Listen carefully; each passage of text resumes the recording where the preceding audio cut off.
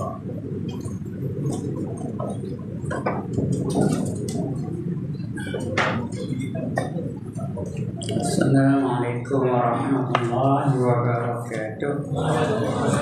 A'udzu billahi minasyaitonir rajim. Bismillahirrahmanirrahim.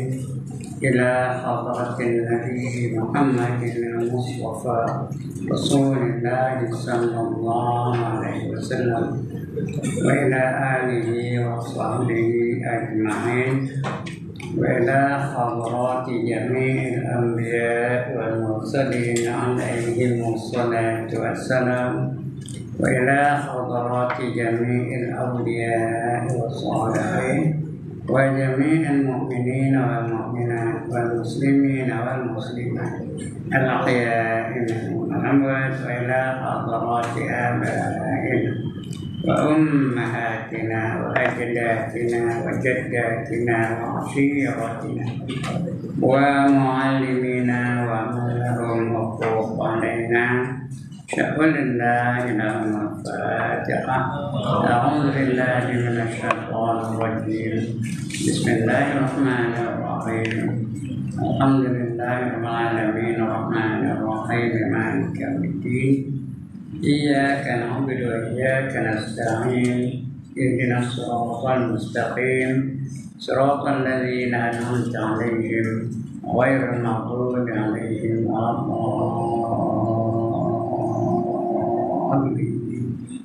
آمين. الحمد لله الذي هدانا لهذا وما كنا لنهتدي لولا أن هدانا الله.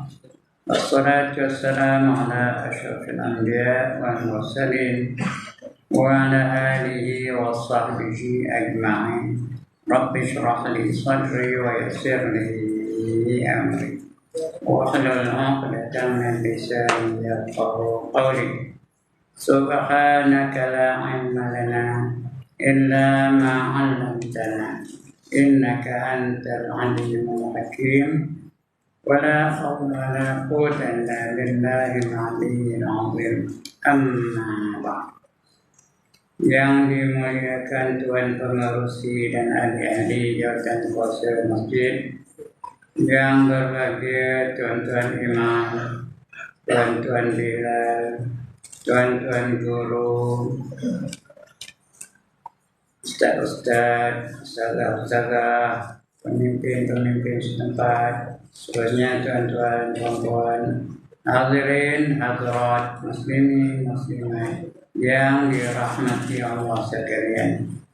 Alhamdulillah, setinggi-tinggi kesyukuran kita panjatkan kehadirat Allah Subhanahu wa taala. Karena pada malam ini Allah izinkan kita sekali lagi untuk berada di dalam majlis ilmu. Mudah-mudahan hadirnya kita dalam majlis ilmu akan dapat keberkatan dari Allah SWT. Jadi kita tahu apa yang patut kita buat, apa yang patut kita tinggalkan. Dari segi akidah, apa yang patut kita terima, apa yang patut kita tolak dan sebagainya. Karena dengan ilmu itu baru apa kita tindak itu semua betul. Nah, dan ada ilmu itu tidaklah diamalkan, baru kita dapat keberkatan dari Allah Ta'ala. Bila Allah bagi berkat, akhirnya Allah akan bagi rahmat. Kita hendakkan rahmat tu. Berkat tu cara kita menjalankan kehidupan.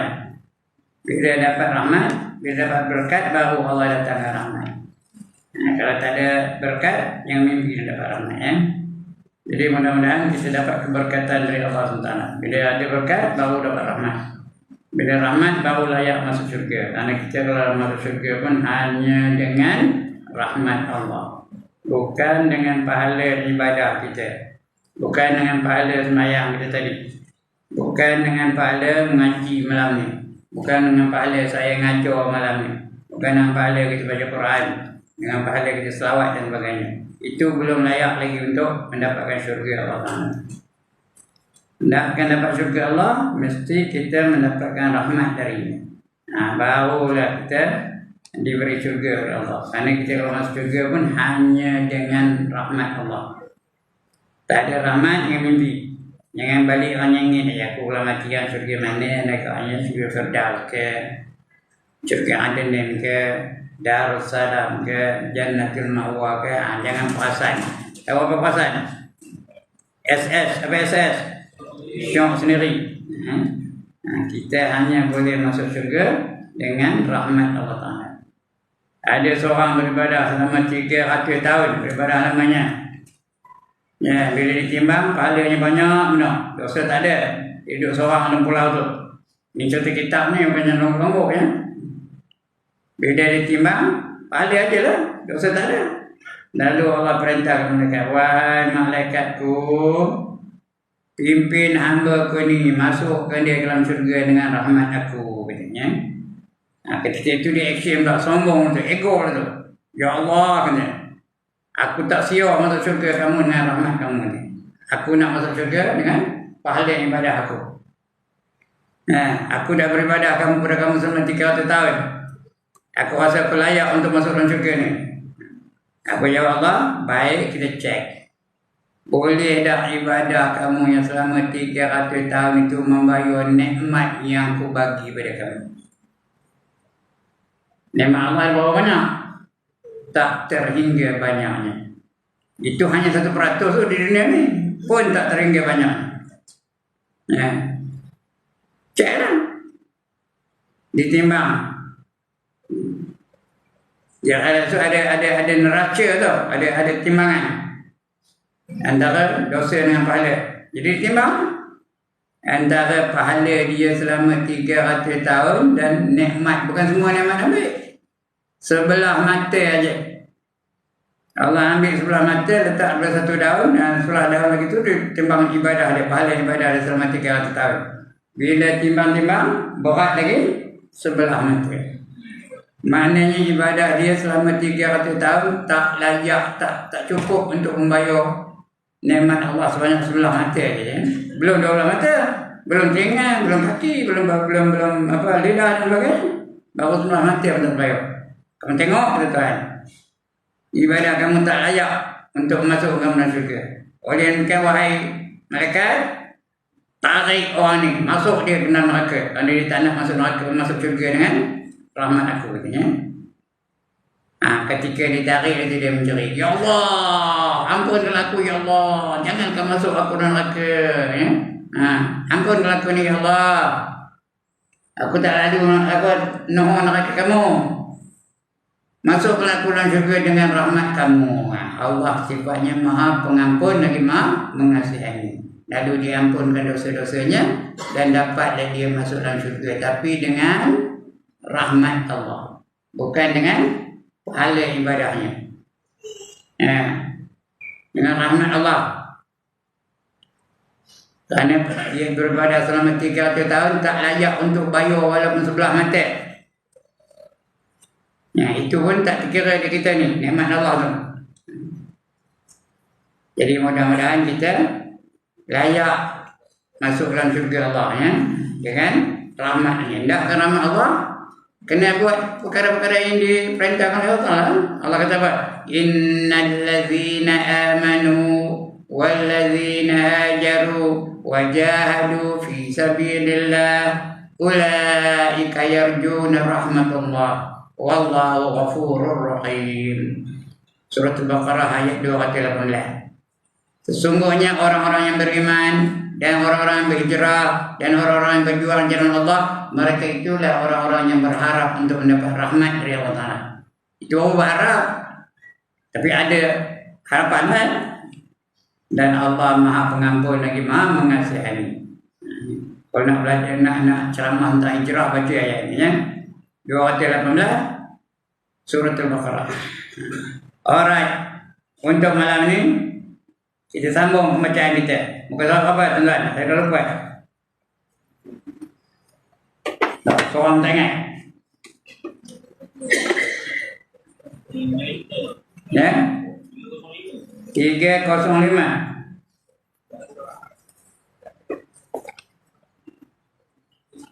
Kata saya kita masih membicarakan tentang perkara-perkara yang membatalkan akidah, ya? Betul? 305.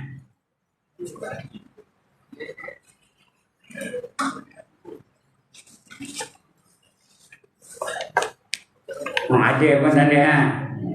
Taman Samudra. Kecil benar, tak pernah nampak. Tajuk kita malam ni berpuas hati dengan kufur. Itu tajuk baru malam ni Berpuas hati dengan kufur dan tidak berpuas hati dengan Islam. Dia tak nak ikut Islam, nak ikut orang kafir. Nak pakaian macam orang kafir, nak hiburan macam orang kafir. Dia tak seronok dengan Islam. Semayang tak seronok, puasa Ramadan tak seronok, zakat tak seronok, pergi haji tak seronok, dan sebagainya. Tak seronok dengan Islam. Dia berpuas hati dengan cara kekufuran. Dia nak semayang ikut orang kafir, ikut orang Kristian, nyanyi je. Atau ikut orang Hindu, bawa kawadi itu, well. Atau ikut orang Buddha, nyembah patung dan sebagainya. Jadi puas hati dia, suka dia, hati dia suka. Baik, kita baca senang. Kami memberi perhatian di sini kepada satu perkara yang disangka tidak termasuk dalam contoh yang telah disebut. Contoh-contoh yang banyak. Sedangkan ia pada hakikatnya, apa dia hakikatnya? Pada sebenar-benarnya, itu hakikat. Membatalkan syahadah. Bila syahadah batal, kafir lah tadi. Kira tak beriman, ditolak imannya. Yang membatalkan syahadah. Dan mengingkari tauhid, tak ikut tauhid. Yang tak ada tauhid artinya berbilang-bilang. Tauhid itu artinya mengesahkan Allah. Bila lawannya, lawan daripada mengesahkan Allah itu membanyak-banyakkan Allah, menyemutukan Allah dengan satu yang lain. Itu yang jadi kafir tu. Mengingkari tauhid. Dan apa? Risalah itu untuk apa? Al-Quran dan juga hadis Nabi, iaitu berpuas hati dengan kufur. Nak semayang ikut orang Kristian, nak semayang ikut orang Hindu, nak semayang ikut orang Buddha dan sebagainya. Berpuas hati dengan kufur, seronok. Dan tidak berpuas hati dengan Islam. Tak nak semayang ikut cara Islam. Apa tunduk bangkitnya. Letih aku ni. Apa puasa pula bulan Ramadan. Lapar aku ni. Aku bola ni. Bukan saja lapar, bola lah tu. Atas ada lapar tu, bola tu. Jadi tak puas hati dengan Islam. Islam ni menekan aku, mengongkong aku. Aku nak cara orang lain daripada Islam. Jadi macam orang komunis, tak ada agama. Jadi orang sosialis, tak ada agama. Dia nak macam ni tu. Sekiranya seseorang itu berkata, saya membenarkan orang yang mengingkari dua kalimah syahadah. Dia ingkar dengan dua kalimah syahadah tu. Dia mengaku tiada Tuhan yang sebenarnya disembah melainkan Allah, dan dia mengaku Nabi Muhammad itu adalah pesuruh Allah. Tapi dia ingkarnya. Dia sembah lain daripada Allah. Nyembah matahari, nyembah bulan, nyembah gunung, nyembah gua, nyembah lembu, nyembah patung dan sebagainya. Itu mengingkarinya. Dua kalimah syahadah itu. Dan siapa yang berkata saya mendustakan, berarti tak percaya, orang yang menuntutkan dua kalimah syahadah, aku mendustakan dia, aku tak percaya. Aku tak percaya Allah itu satu. Aku percaya Allah tu ada banyak lain daripada Allah tu, ada Tuhan juga katanya. Dan aku tak percaya Nabi Muhammad itu pesuruh Allah. Aku tak percaya dia tu Rasul. Jadi dua kalimah syahadah tu tak percaya. Engkar artinya tak percaya lah. Saya mendustakan orang yang menuturkan dua kalimah syahadah. Tidak syak lagi tentang kufurnya. Tak ada syak lagi dia itu kafir tu ya. Orang yang mengatakan demikian, tak syak lagi dah. Garanti 100% dia kufur tu. Sekalipun perkataan yang pertama itu hanya diucapkannya dengan berpura-pura, walaupun main-main aja. Dalam Islam ni bukan boleh main-main, tentang akidah jangan main-main. Ada 3 perkara walaupun melawak, dia akan jatuh ya. Yang pertama benda syirik. Kalau benda syirik tu walaupun dia melawak, walaupun berlakon syirik, kafir jadinya. Yang kedua, tolak. Bukan tolak apa itu? Tolak apa? jatuh tolak terhadap isteri walaupun main-main. Dia berlakon dengan isterinya, dalam adegan itu ada adegan perceraian. Dia kabur dalam betul, dia baca adegan tu bukan betul-betul, dia berlakon aja. Aku ceraikan kamu dengan talak satu, cerai tu, ya. Walaupun berlakon, walaupun tak ada niat. Yang ketiga, membebaskan hamba. Itu 3 perkara itu, tak perlu pada niat. Ini orang itu juga, terus kafir. Dan siapa yang berkata saya mendustakan orang yang menuturkan 2 kalimah syahadah, tidak syak lagi tentang kufurnya. Orang yang mengatakan demikian, sekalipun perkataan yang pertama itu hanya diucapkan dengan pura-pura di hadapan orang yang mengingkari kalimah syahadah. Kalau terpaksa lain, ini tak ada terpaksa, saja nak main-main je, nak pura-pura je. Sebenarnya ada beberapa gaya bahasa, percakapan, amalan dan keadaan yang lain yang sama pengertiannya dengan uruf syarak. Uruf itu cabang-cabang syarak, uruf manusia dan uruf bahasa. Dengan perkataan orang yang mengatakan saya membenarkan orang kafir, itu tak ada, itu nama apa, jatuh kafir tu walaupun main-main, walaupun pura-pura. Atau saya mendustakan orang muslim, maka sesiapa yang terkeluar daripadanya perkataan ini, ia terkeluar daripada Islam. Dia keluar dari Islam kan? Kafir lah. Tapi kena kafir, tak boleh kabur. Ada tak? Ada dah larangan yang melabel orang kafir sebagai kafir, ada tak? Kalau ada, kena ubah Quran. Ayat Quran kena ubah, ya? Ada tak ayat Quran mengatakan kafir itu kafir? Di antaranya al-kafirun. Qul ya ayyuhal kafirun. Kena ubah lah. Kerana tak boleh, ada larangan. Kena sebut qul ya ayyuhal non muslim, ya. Itu sudah tentu ada kenarinya. Tak boleh sebut orang kafir sebagai kafir. Dia kafir itu kafir lah. Kerana ada Nabi sebut begitu. Man lam yakfur kafiran fahuwa kafirun. Siapa tidak mengatakan orang kafir sebagai kafir, maka dia jadi kafir. Kalau dia kafir, kata kafir. Cuma kalau dia beriman, yang kata dia kafir, tak boleh. Man yakfur mu'minan fahuwa kafirun. Siapa mengkafirkan orang beriman, maka dia adalah kafir. Tapi sebaliknya, man lam yakfur kafiran fahuwa kafirun. Barang siapa tidak mengkafirkan orang kafir, maka dia kafir. Itu dia. Sebenarnya ada beberapa gaya bahasa, percakapan, amalan dan keadaan yang lain yang sama pengertiannya dengan uruf syarak, dengan cabang-cabang syarak, uruf manusia, keadaan biasa manusia tu, dan uruf bahasa, dari gaya bahasa, dengan perkataan orang yang mengatakan saya mengeluarkan orang kafir, saya membenarkan orang kafir, atau saya mendustakan orang Islam, orang Muslim.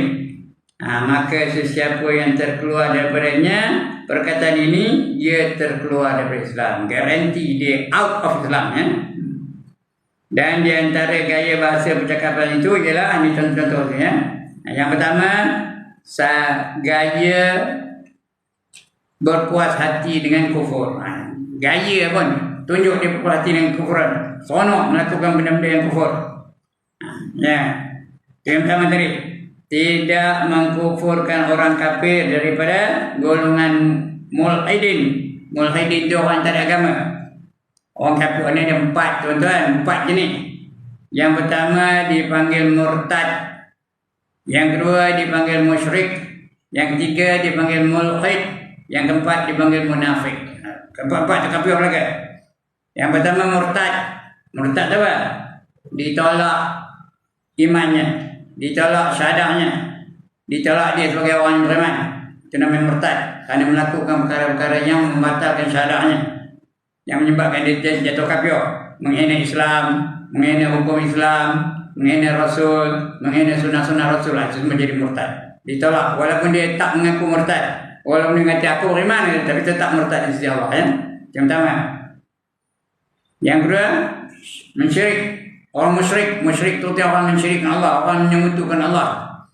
Dia percaya Allah itu Tuhan, tapi sambil itu dia nyembah patung. Musyrik itu. Dia percaya Allah itu Tuhan, bukan tak percaya.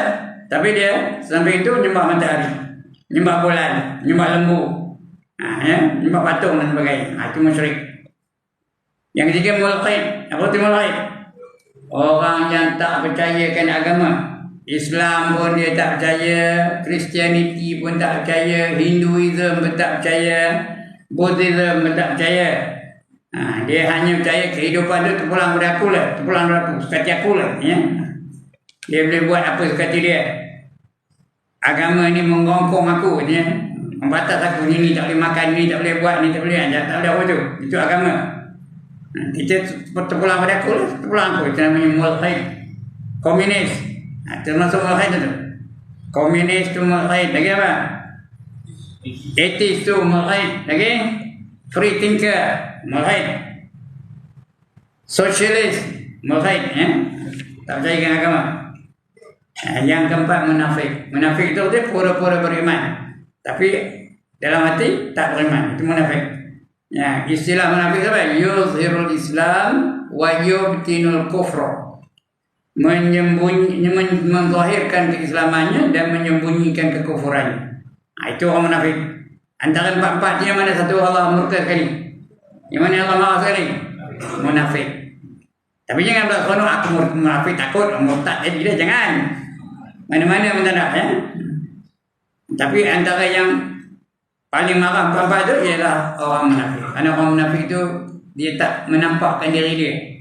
Kita tak tahu. Kita sedar bahawa dia itu munafik. Kita ingat dia beriman, dia sama dengan kita. Semayang sama dengan kita,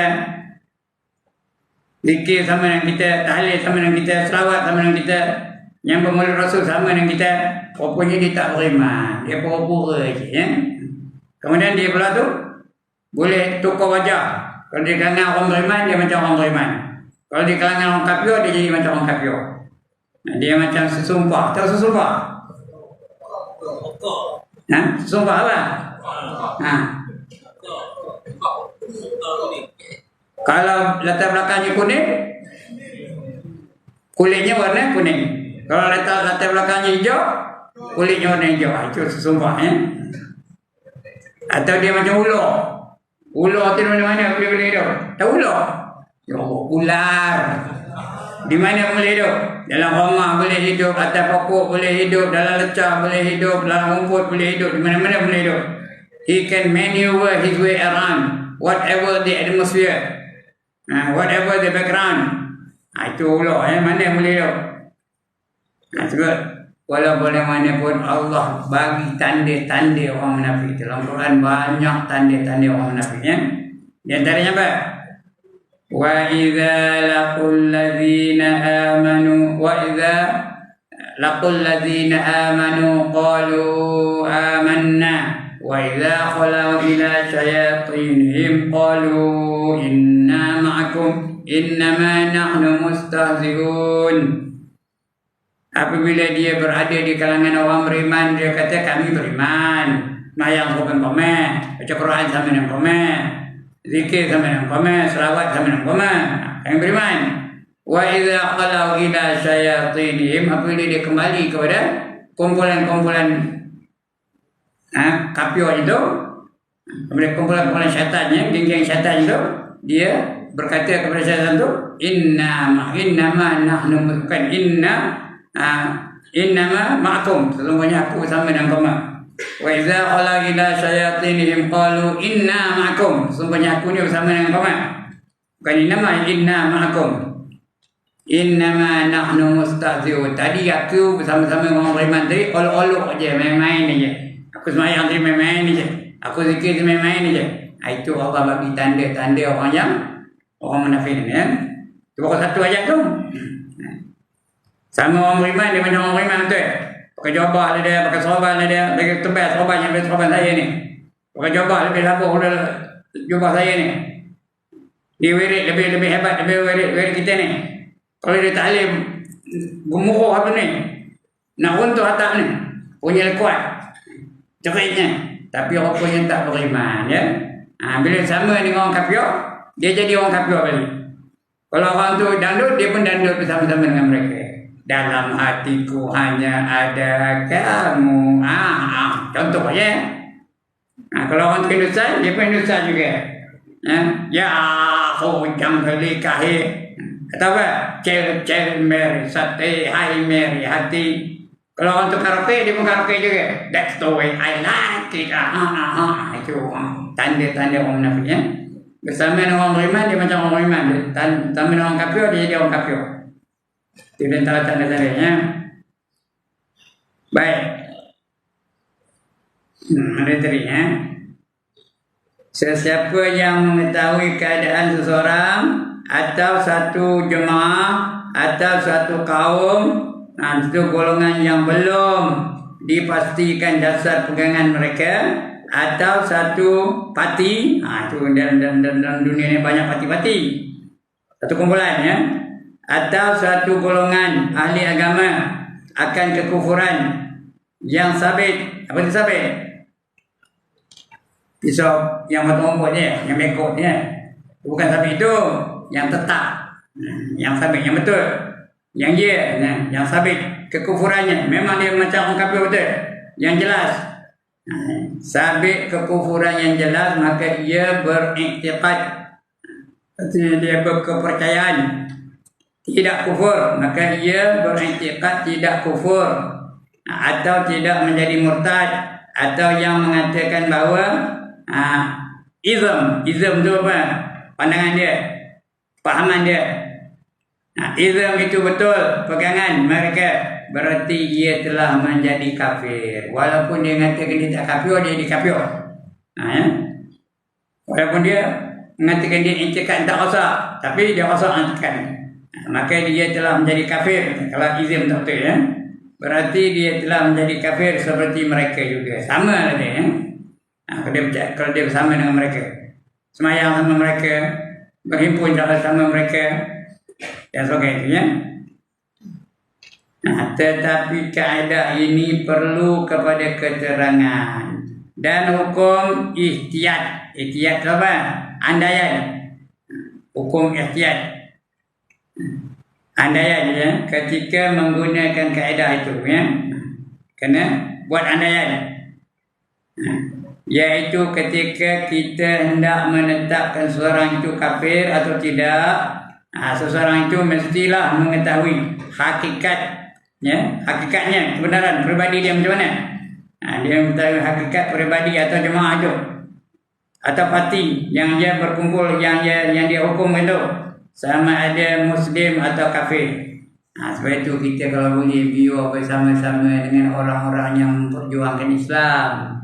Boleh berikat dengan orang lain, tapi tak peti kita terikut-ikut dengan keadaan mereka. Tapi kalau bersama-sama jemaah yang memperjuangkan Islam, tak ada usaha lagi, kerana dia nak Islam aja. Dia tahu apa saja mesti ikut cara Islam. Allah kata apa? Wa man yabtaghi ghairal islami dina falan yuqbala min wa huwa fil akhirati minal khasirin, kata Allah. Barang siapa mencari satu cara hidup lain daripada cara hidup Islam, maka sekali-kali tidak diterima Allah darinya. Dan orang itu di akhirat nanti akan tergolong dalam golongan orang yang rugi. Sebab itu kita kalau boleh biar bersama dengan kumpulan-kumpulan yang memperjuangkan Islam. Kalau yang lain-lain itu bukan terus kafir dah, tapi bahaya, kerana mereka itu memperjuangkan hak-hak yang bukan cara Islam ya. Itu takut tu, itu yang tak boleh sebut orang kafir, tak boleh sebut orang kafir, tak boleh lagi apa?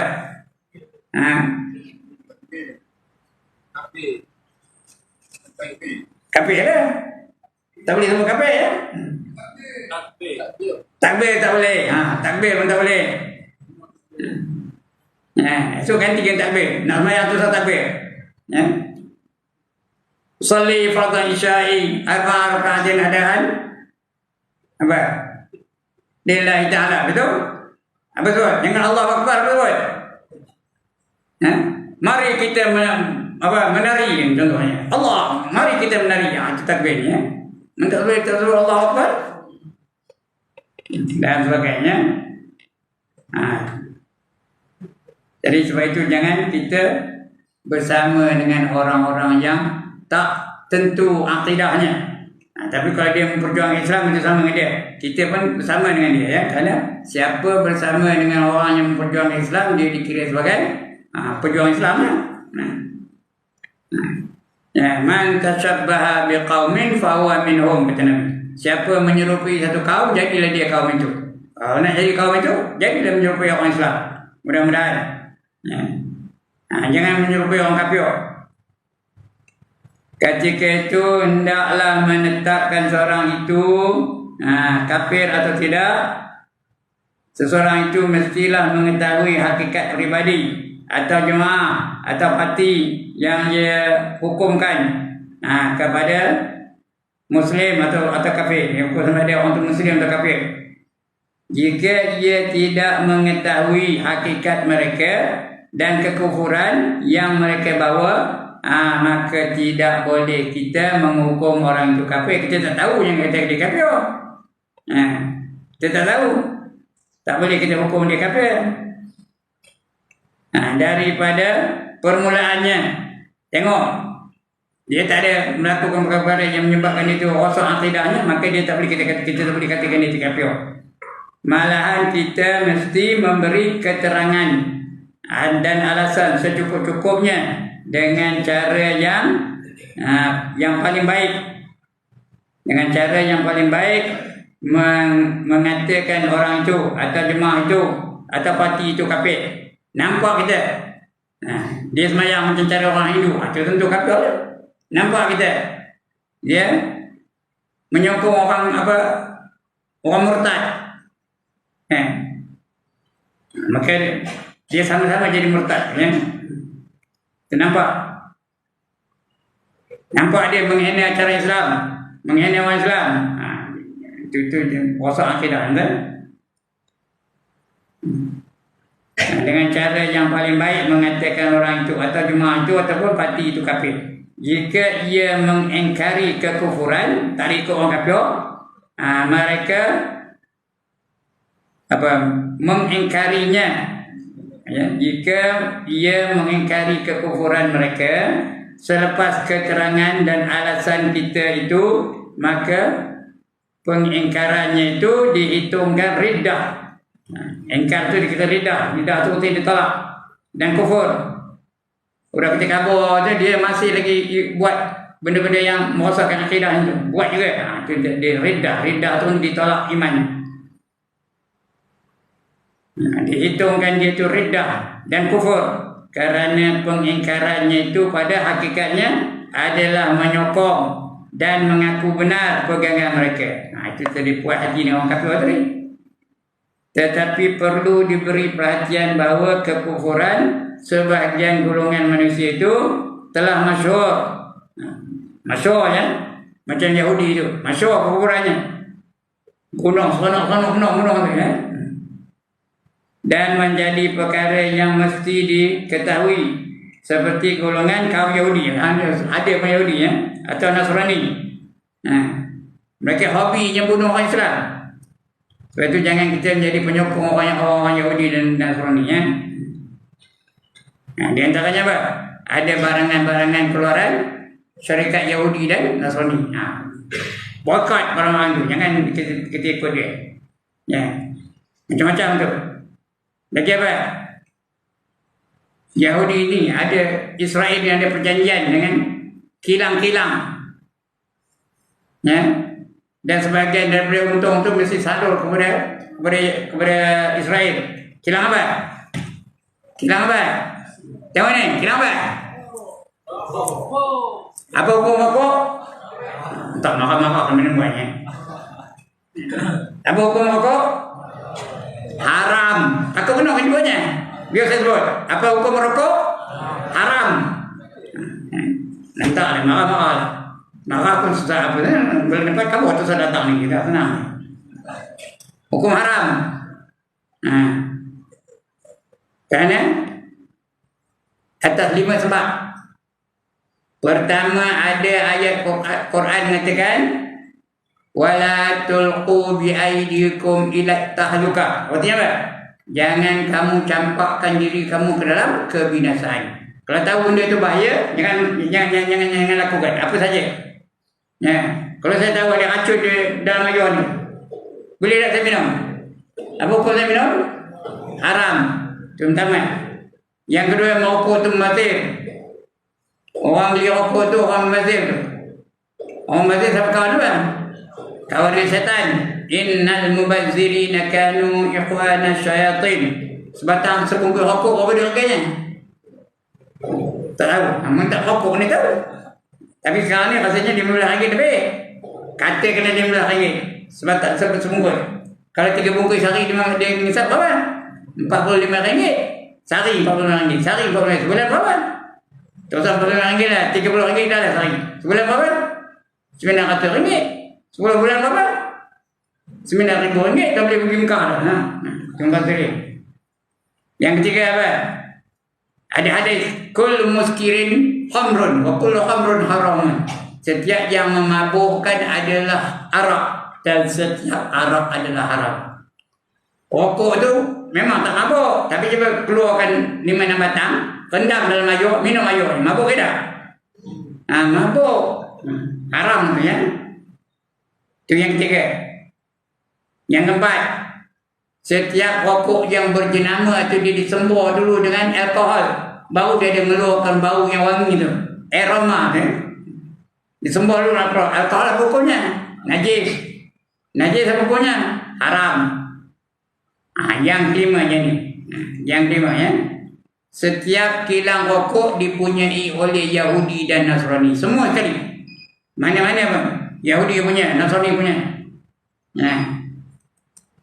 Mereka ada perjanjian dengan Yahudi. Mesti bagi sekian peratus keuntungan itu kepada syarikat-syarikat di negara Yahudi. Syarikat itu bagi peratusan kepada Yahudi. Itu ada perjanjian tu. Jadi Yahudi itu dapat duit daripada orang rokok tu. Dia beli apa? Dia beli apa? Beli peluru. Peluru tu untuk nembak siapa?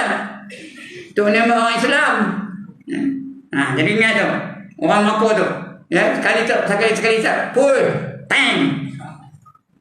Kalau 2 kali sap. Pul. Tang. Kalau 3 kali. Pul. Tang. Kalau betul-betul. Pul. Tang. Jadi orang yang merokok tu maknanya dia ada saham terhadap pembunuhan orang Islam. Jadi jangan merokok ya. Malam ni kalau ada yang merokok, pasang niat. Apa niatnya? Nawaitu berhenti merokok lillahi ta'ala. Tak apa? Sekali lagi. Apa niatnya? Nawaitu berhenti merokok lillahi ta'ala. Jangan merokok depan saya ya. Alright, akan datang kita sambung lagi ya. Tetapi perlu diberi perhatian bahawa kekufuran sebagian golongan manusia itu telah masyhur. Itu kena datang kita baca ya. Untuk malam ini cukup sekadar itu. Kita sambung lagi bulan depan ya. Nampaknya udah bunyi. Jadi sebelum saya tutup, ada siapa-siapa nak bangkang? Bak rokok ada nak bangkang? Nak tahu kan? Orang yang merokok ni nak bangkang tak? Setuju tu? Kalau setuju, tak ada merokok lagi. Yang kedua, siapa ada masalah yang nak ditanya? Tak ada juga. Alhamdulillah. Banggalah saya. Kenapa bangga? Dapat murid-murid yang bijak-bijak belaka. Asal dia jauh dapat, yang jauh dapat, yang jauh dapat. Mana nak cari? Hanya ada di Masjid Al-Ihsan, Taman Samudra ya. Sekian dulu tuan-tuan dan puan-puan. Ampun maaf. Aqulu qawli hadza wa astaghfirullahal azim li wa lakum.